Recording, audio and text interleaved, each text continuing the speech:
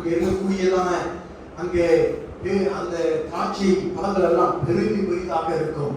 மாதுளை பழங்கள் அவ்வளவு பெரிதாக இருக்கும். அங்க இருக்கக்கூடிய மனிதர்கள் ராட்சதர்களாக இருப்பார்கள். அங்கே இஸ்ரவேலர்களை கானான் தேசத்துக்கு யோசுவா மூலமாக இஸ்ரவேலர்களை ஆண்டவர் வழிநடத்தி கொண்டு போனாரே, வாக்குத்தத்தம் பண்ணப்பட்ட பூமி, அந்த இடத்துல நட்டுவிடும் என்று கேட்டிருப்பேன். ஆனால் அங்கேயும் ஆண்டவர் என்னை நடுவதாக அவர் இஷ்டப்படவில்லை.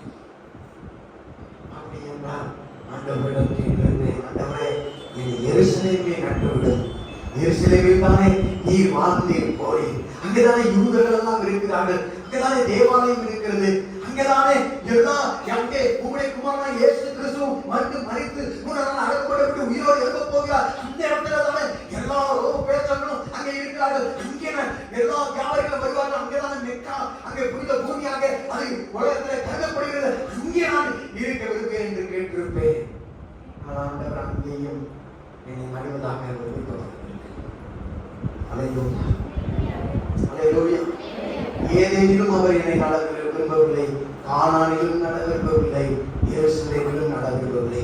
அப்படி என்றால் இந்த உலகத்திலே இந்த உலகத்தின் நாகரிகங்கள் வளர்ந்ததான ரோமாபுரி இருக்கிறது. அங்கே ரோம பேரரசு இருக்கிறாரே, சீசர் இருக்கிறாரே, அந்த இடத்துல என்னை நட்டுவிடும் என்று கேட்டிருப்பேன்.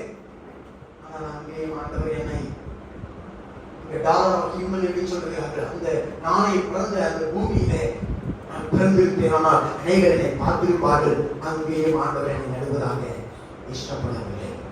அப்படி என்றால் இன்னொரு இடம் இருக்கிறது. உலகத்திலே எல்லா மக்களும் வாழ்நாளிலே எல்லா பணக்காரர்களும் போய் கண்டு கழிக்கக்கூடிய ஒரு இடம், அதுதான் ரூபா என்கிற இடம். இங்க சகல கண்ணீர் தரக்கூடிய ரிச்சுகளும் இருக்கக்கூடிய அந்த டூரிஸ்ட் ஸ்பாட் என்கிற அந்த இடத்துல ஆண்டவரே என்னை நட்டுவிடும் என்று கேட்டிருப்பேன். அங்கேயும் ஆண்டவரை நடுவதாக இஷ்டப்படவில்லை. அல்லேலூயா, அல்லேலூயா. ஆண்டவராகிய தேவன் நான் இஷ்டப்பட்ட இடத்திலே நடாத தேவனாக இருக்கிறார். ஆனால் உங்களுக்கு எனக்கும் ஒரு வித்தியாசம் இருக்கிறது. உங்களுக்கு பிடிக்காவிட்டால் நீங்கள் இந்த சபையில உங்களுக்கு ஒரு பிடிக்காத ஒரு மனிதர் இருந்து விட்டால், ஒரு பிடிக்காத ஊழியர் இருந்து விட்டால், பிடிக்காத சம்பவம் நடந்து விட்டால், உடனே உங்கள் வேலைகளை கூட்டிக் கொண்டு அடுத்த சபையில போய் அடுத்த ஊழியக்காரர்கள் போய் உட்கார்ந்து பாட்டு பாட ஆரம்பிக்கிறீர்கள். ஆனால் முச்சரியாக இறந்தோ அப்படிப்பட்ட வாய்ப்பு ஒரே இடத்துல இருந்தாலும் நான் இருக்கிறதோ இல்லையோ தேவன் நட்ட இடத்தான் என்னுடைய வாக்கியம் நான் கைப்பாக வேண்டி இருக்கிறது. அதிலே உங்களுக்கு எனக்கு பெரிய வித்தியாசம் இருக்கிறது. தேவன் என்னை எவரும் பார்க்க விரும்பாத, எவருமே கண்டுகொள்ளாத உலகத்திலே மீதியான் என்கிற பள்ளத்தாக்கில ஒரு முச்செடியாக என்னை நட்டுவிட்டார்.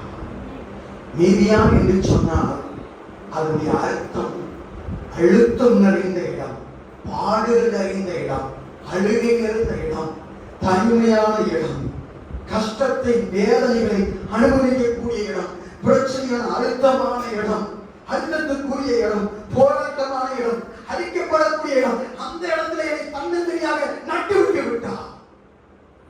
முதலாவது பாடம், ஆண்டவர் நீங்கள் விரும்பாத இடத்திலே உங்களை நட்டு விடுகிற தேவனாக இருக்கிறார். அல்லேலூயா. ஆண்டவர் என்னை இந்த வாடிப்பட்டியில் நட்டு வைத்திருந்ததா கூட சந்தோஷப்பட்டிருப்பேன். ஆனால் என்னை நீதியாவின் பின்பதாக எவரும் கண்டுகொள்ளாத ஒரு இடத்திலே பள்ளத்தாக்கிலே அங்கே ஒரு முச்செடியாக முற்புதராக என்னை நட்டு விட்டு விட்டார். அல்லேலூயா, அல்லேலூயா. ஆனால் நானோ மீதியானிலே ஒரு முச்செடியாக நடப்பட்டுத்தான் இருக்கிறேன். ஆனால் நீங்களோ அங்கே வாழ்ந்து கொண்டிருக்கிறவர்கள். நீங்கள் வாடிப்பட்டியில் இருந்தாலும் அங்கே மீதியானிலே வாழ்ந்து கொண்டிருக்கிற ஒரு பிள்ளையாகத்தான் இருக்கிறாய். நீ இருப்பதோ வாடிப்பட்டி, ஆனால் வாழ்வதோ மீதியானின் வாழ்க்கையை வாழ்ந்து கொண்டிருக்கிறாய். கசப்பு, வலி, வேதனை, அழுகை, காயம், கண்ணீர், போராட்டம், அதுதான் மீதியானின் வாழ்க்கையாக இருக்கிறது. அல்லேலூயா, அல்லேலூயா. ஒரு முற்பதாக நான் ருசி பார்த்த ஒரு காரியம் என்ன தெரியுமா? கர்த்தர் என்னை சில நேரங்களிலே விரும்பப்படாத இடத்திலே நட்டுவிட்ட தேவனாக இருக்கிறார். உண்மை என்ன தெரியுமா? நாளைக்கு நீங்க வேலைக்கு போறீங்க. அங்க உங்களில் சிலர் மீதியானிலே போய் வேலை செய்யக்கூடியவர்களாக இருக்கிறீர்கள். ஆரம்பத்தில் அந்த வேலை நன்றாக பிடித்திருந்தது, சம்பளம் பிடித்திருந்தது, எல்லாம் பிடித்திருந்தது. ஆனால் இப்போதோ நாளைக்கு ஏண்டா அந்த முதலாளியை போய் பார்க்க போறேன், ஏண்டா என் சகமுறை வேலையாளரை போய் பார்க்க போறேன், அவனுக்கு டார்ச்சர் கொடுப்பாங்க சொல்லி மீதியானிலே வேலை செய்யக்கூடிய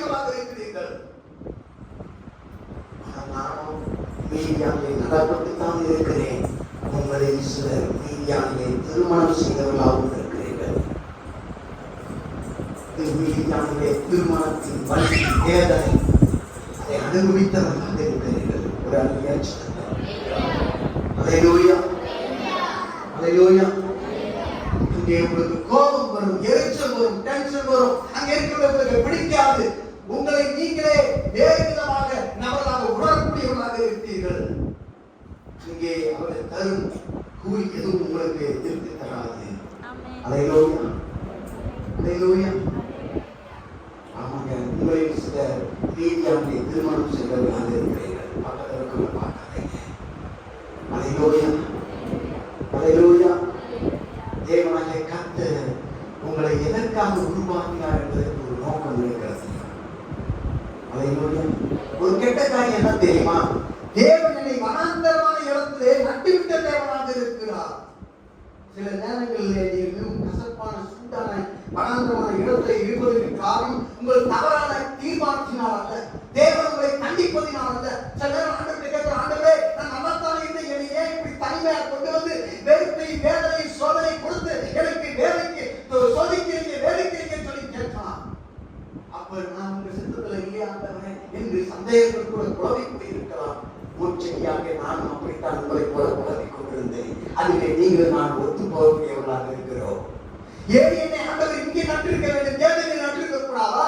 ஏன் என்னை ஆண்டவர் இங்கே இப்படிப்பட்ட காரியத்துக்கு அனுமதிக்க வேண்டும்? அப்படி என்றால் ஆண்டுடைய சித்தங்களாக இடத்துல இருக்கிறதா என்கிற கேள்வி உங்களுக்கு எனக்கு ஒரே மாதிரியாக இருந்தாலும் ஆண்டவர் சொல்றாரு, நான் எங்க இருக்கணும், நான் உன்னை பட்சணம் அந்த இடத்துல நான் சரியான இடத்துல இருக்கிறாய் என்று சொல்கிறார். சொல்லுங்க. அல்லேலூயா. முதல்ல எவ்வளவுதான் கடிந்து கொண்டாலும் ஆண்டவர் நோக்கி கதைந்தாலும், ஆண்டவரே கர்த்தராகிய தேவனே நீ என்னை இந்த இடத்துல எப்படியாவது வெளியேற்றி வேற இடத்துக்கு கொண்டு போக சொல்லி கேட்டீங்கன்னா ஆண்டவர் சொல்லுவாரு, உங்க இங்க நான் நடைமுறையாக நான் சித்தம் வைத்திருக்கிறேன் என்று சொல்லுவார். ஒரு அதிகாரி என் வாழ்க்கையில் இருக்கும்போது ஆண்டவர் என்னுடைய வாக்கில் இந்த வேதனை இந்த நீதியான அனுபவத்தை எனக்கு குறைக்கிறார் கூட்டுகிறார் சொன்னா எனக்கு தெரியாது. தேவனாகிய கர்த்தருடைய சரியான இடத்துல நட்டு வைத்திருக்கிற தேவனாக இருக்கிறார். அல்லேலூயா. தேவனாகிய கர்த்தரை நட்டிருப்பார்களால் இந்த இடத்துல நட்டிருப்பார்கள் நீ எங்க போனாலும் அங்கே நினைக்க முடியாது. தேவனாகிய கர்த்தரை இங்கே நடக்கலை என்றால் நீ எவ்வளவுதான் இங்கே இருக்க நினைச்சாலும் இருக்க முடியாது. எல்லாரும் நோக்கி சொல்லிட்டு போயிட்டே தான். அல்லேலூயா அல்லேலூயா. அநேக மக்கள் தங்களுக்கு இந்த சபையில் ஏதாவது பிடிச்சது நினைச்சா போதும் உடனே அங்க வந்து அப்படியே டான்ஸ் போடுவாங்க, நல்லா அப்படியே ஹாய் வாங்கிட்டு இருப்பாங்க. பிடிக்காதுன்னா ஒரு காரியம் பிடிக்கலாம் அப்படியே வேற பிடிக்கிட்டு போயிட்டு இன்னொரு சபையில பாசிட்டு அவன் கிடக்காய் அங்க கிடக்காயான்னு சொல்லிட்டு உட்கார ஆரம்பிக்கிறாங்க. ஒரு அழியாச்சு. அல்லேலூயா. நான் கூட ஒரு முச்சடியாக இப்படி போகணும்னு நான் ஆசைப்படுறேன். எனக்கு அந்த வாய்ப்பு கிடைக்கவில்லை. ஆனால் சில நேரமானது தேவனாகிய கர்த்தரே நம்மை நட்டவராக இருக்கிறார். அவர் நட்டிருக்கும் போது நம்ம குடித்து கொண்டு நம்முடைய வேர்களை எடுத்துக்கொண்டு நாம் போக முடியாதவர்களாக இருக்கிறோம். தேவனாகிய கர்த்தர் தான் உன்னை நட்டிருக்கிற தேவனாக இருக்கிறார். ஒரு அறிஞர் சொல்றார். இந்த வேலை உங்களை சிலர் நான் உற்சாகப்படுத்த சொல்லு வார்த்தை என்ன தெரியுமா? ஏதோ உஷ்ணமான மரணமான சூழ்நிலை இருப்பதால் போராட்டம் வரி வேதனைகளுக்குள்ளாக நீங்கள் கலந்து செல்வதனாலே தேவனை கண்டுகொள்ளவில்லை, தேவனை மறந்து விட்டார், தேவனை அவர் கைவிட்டு விட்டார் என்று நீங்கள் நினைக்க வேண்டாம். நீங்கள் எந்த இடத்தில் சரியான இடத்தில் இருக்க வேண்டுமோ அங்கேதான் தேவனாகிய கர்த்தரால் நடப்பட்டவர்களாக இருக்கிறீர்கள். அல்லேலூயா அல்லேலூயா. ஆமா, முதலாவது நீங்கள் இருக்க வேண்டும் என்று விரும்பிய இடத்தில் அல்ல, தேவன் நீங்கள் இருக்க வேண்டும் என்று விரும்பிய இடத்திலே தேவன் உங்களை நட்டவராக இருக்கிறார். ஒரு அழகியா சொல்லுங்க. அல்லேலூயா. நீ விரும்பாத இடத்தில் தேவன் உன்னை நட்டிருக்கிற தேவனாக இருக்கிறார். தேவன் நடும்போது உனக்கு பிடிச்சிருக்கிற அவசியம் இல்லை. எங்க அதுதான் இங்கே வளரும் முற்பூதர்களாக அங்கே இருக்கிறது. நான் ஒரு முற்புதராக அங்கே என்னுடைய சுவாசத்தை சுவாசித்துக் கொண்டிருக்கிறேன். என்னுடைய முற்புதர் கூட்டங்கள் சித்தப்பா, என்னுடைய முற்புதர் மாமா, என்னுடைய முற்புதர் கூட்டங்கள் கம்யூனிட்டி எல்லாம் கூடியிருக்கிறார்கள். என் முற்புதர் கூட்டங்கள் நாங்கள் பேசிக் கொள்கிறோம். ஒவ்வொரு நாளும் நாங்கள் முற்புதர்களை எல்லாரும் நாங்கள் எப்படி இருக்கிறோம் என்று பார்த்துக் கொள்கிறோம். நாங்கள் வெளியில் எட்ட வெளியில் இருப்பதனால சூரிய உஷ்ணம் தாங்க முடியாமல் எங்களுக்கு சிலருக்கு அங்கே தீப்பிடித்து எரிந்து விடுகிறது. சிலருக்கு ஒரு பக்கமானதான் விலையெல்லாம் கருகி விடுகிறது. சிலருக்கு முழுமையாக அங்கே கருகி போய் விடுகிறது. எங்களில் ஒருவருக்கு உண்மையிலே தீ மணி நேரத்துக்குள் நாங்கள் ஒன்றுமில்லாமல் சுக்குநூறாக அங்கே கறி சாம்பலாகி விடுவோம். அதுதான் மீதியான இந்த முச்செடிகளுக்குள் நடந்ததான தீ விபத்துக்குரிய சம்பவமாக இருக்கிறது. ஒரு அங்கே சொன்ன அங்கே தீயணைப்பு படை கிடையாது. அங்கே எவரும் வந்து தீ பிடிச்சா உண்டு ஐயோ தீ எரிகிறது சொல்லி அணைக்க மாட்டார்கள். எவரும் கண்டுகொள்ள முடியாத அந்த வனாந்தரத்தில் தீ பிடித்து எரிவ உஷ்ணத்தினால எவரும் என்னை கண்டுகொள்ள மாட்டார்கள். அங்கே முற்புதலுக்குரிய அடங்காரதை டெய்லி நடந்துகிட்டே இருக்கும். முற்புதலாகி எங்களுக்கு ஒவ்வொரு நாளும் சாவி யாராவது செத்துக் கொண்டே இருப்பார்கள். ஒவ்வொரு நாளும் அவர்கள் எரிய ஆரம்பித்தால் 9 மணி நேரம் தான் அவர்களுக்கு இருக்கிறது என்பதை நாங்கள் புரிந்து கொண்டவர்களாக இருக்கிறோம்.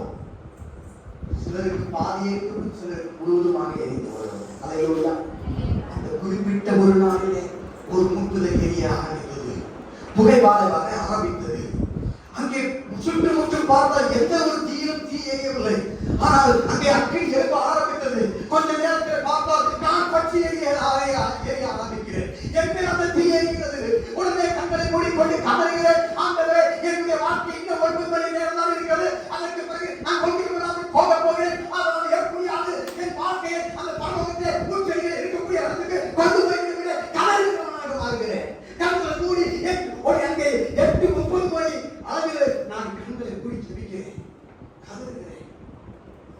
9 மணி நேரம் கண்களை திறந்து பார்க்கிறேன். என்னுடைய முற்புதலுடைய அந்த இலைகளை எல்லாம் பார்க்கும்போது ஒன்றுமே கருவில்லை. ஆனால் தீ இன்னும் எரிந்து கொண்டிருக்கிறது.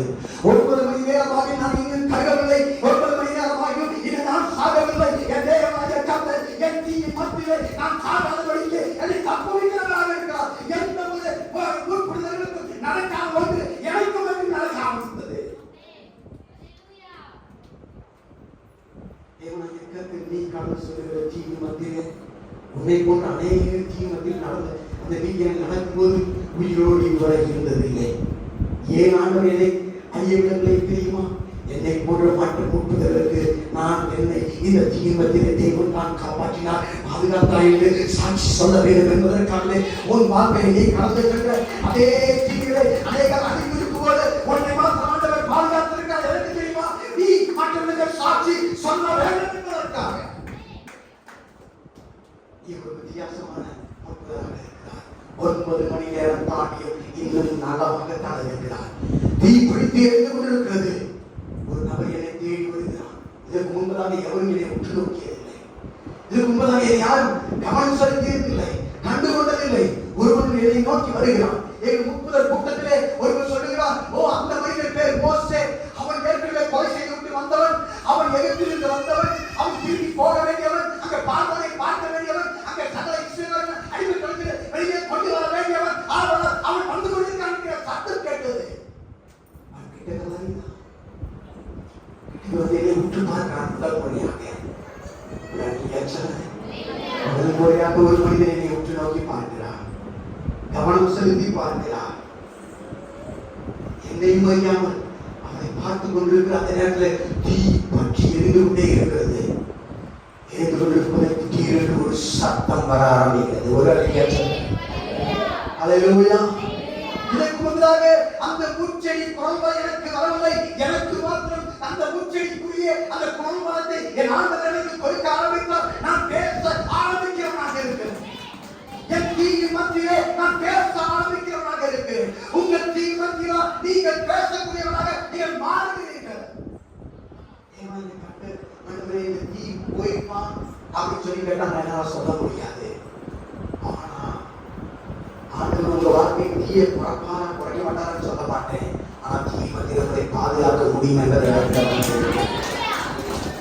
என்னை பாதுகாத்தவர் உன்னையும் பாதுகாப்பார் என்று நான் சொல்லக்கூடியவனாக இருக்கிறேன்.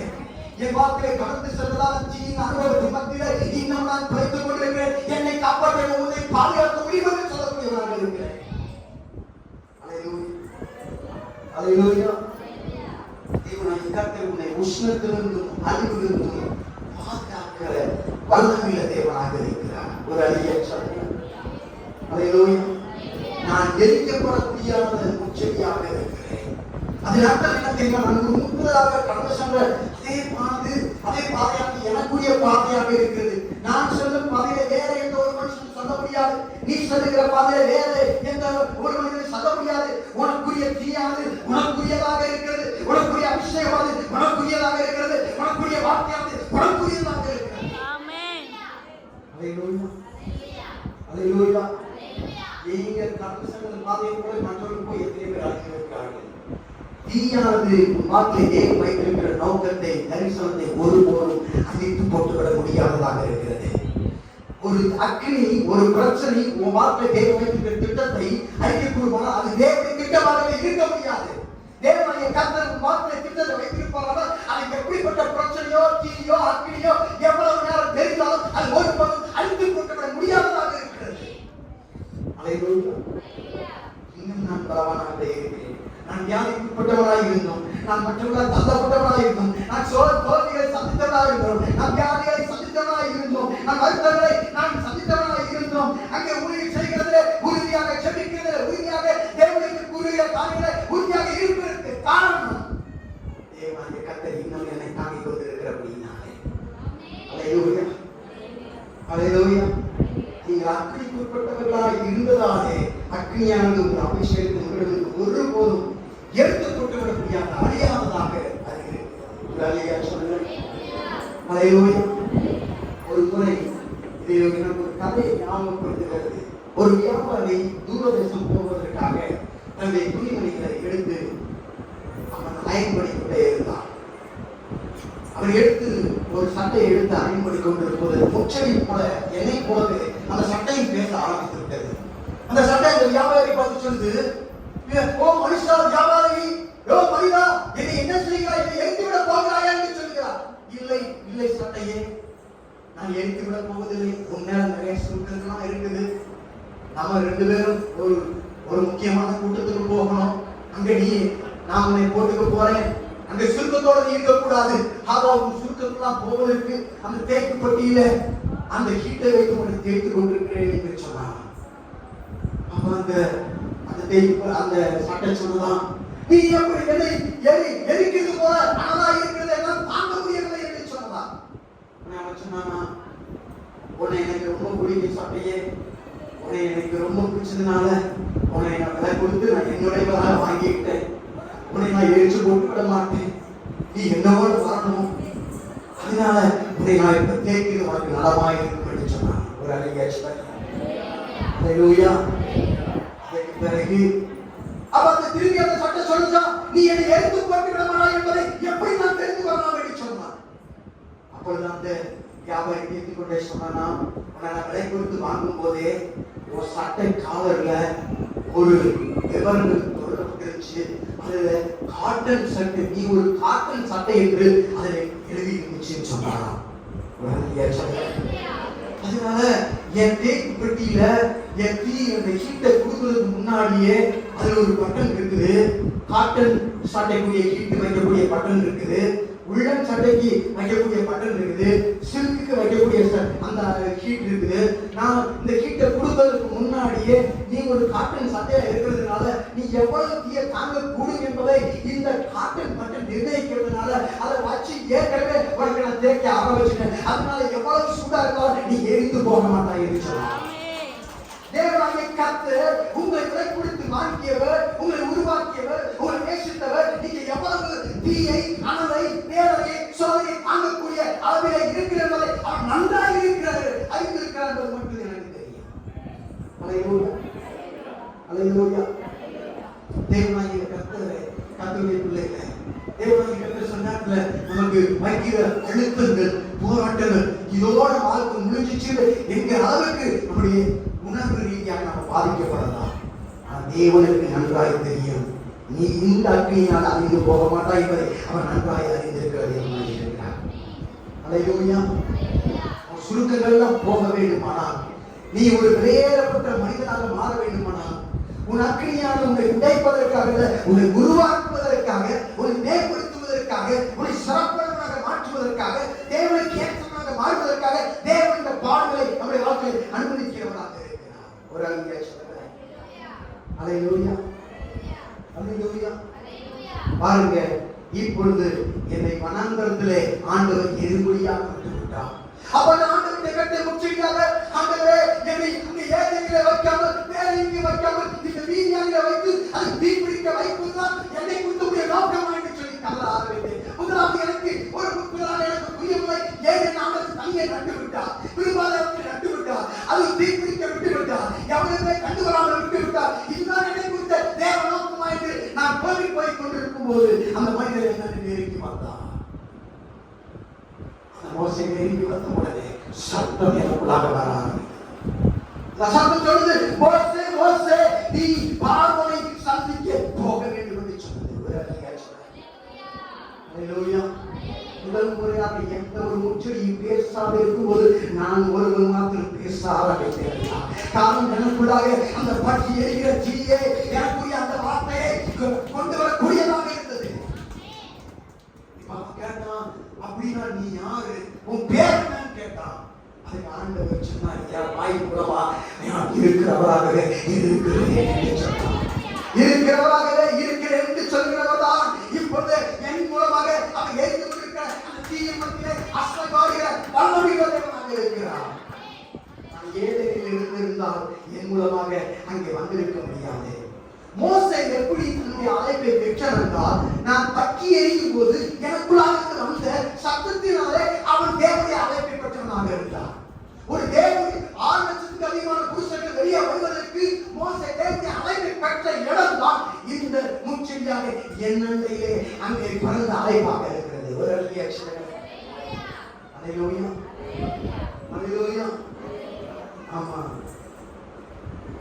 தேவனாகிய கர்த்தர் உங்களுக்கும் எனக்கும் கொடுக்கிற அக்கினியானது அநேக மோசைகளை ஆண்டவர் அழைப்பை கொடுப்பதற்காக. ஹல்லேலூயா. நீ எவ்வளவு அளவான சூட்டை தாங்கக்கூடிய நபர் என்பதை தேவன் அறிந்திருக்கிறார்.